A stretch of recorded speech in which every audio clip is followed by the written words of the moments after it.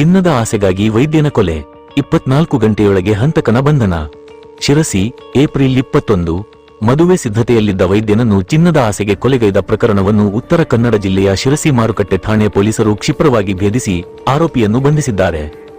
Doctor Ramesh ಕಲಗುಟಕರ, 51, ಹತ್ಯೆ ಪ್ರಕರಣದಲ್ಲಿ ಶಿವಮೊಗ್ಗ ಜಿಲ್ಲೆಯ ತೀರ್ಥಹಳ್ಳಿ ಮೂಲದ ಮಂಜುನಾಥ ಪಿ.ಎಲ್.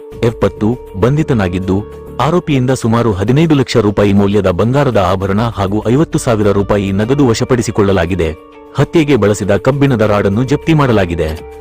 ಪರಿಚಯದ ನಂಬಿಕೆಯನ್ನು ದುರುಪಯೋಗಪಡಿಸಿಕೊಂಡ ಆರೋಪಿ ಮದುವೆಗಾಗಿ ಸಂಗ್ರಹಿಸಿದ್ದ ಚಿನ್ನದ ಆಭರಣಗಳ ಮೇಲಿನ ಆಸೆಯಿಂದಲೇ ಈ ಕೃತ್ಯಕ್ಕೆ ಮುಂದಾಗಿದ್ದಾನೆ ಎಂದು ಪ್ರಾಥಮಿಕ ತನಿಖೆಯಲ್ಲಿ ತಿಳಿದುಬಂದಿದೆ.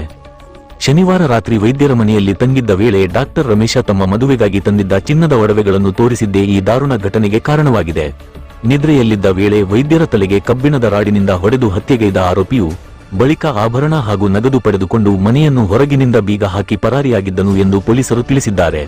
ಘಟನೆ ನಡೆದ 24 ಗಂಟೆಗಳೊಳಗೆ ಆರೋಪಿಯನ್ನು ಬಂಧಿಸಿರುವ ಶಿರಸಿ ಮಾರುಕಟ್ಟೆ ಠಾಣೆ ಪೊಲೀಸರು ಪ್ರಕರಣದ ತನಿಖೆಯನ್ನು ಮುಂದುವರೆಸಿದ್ದಾರೆ.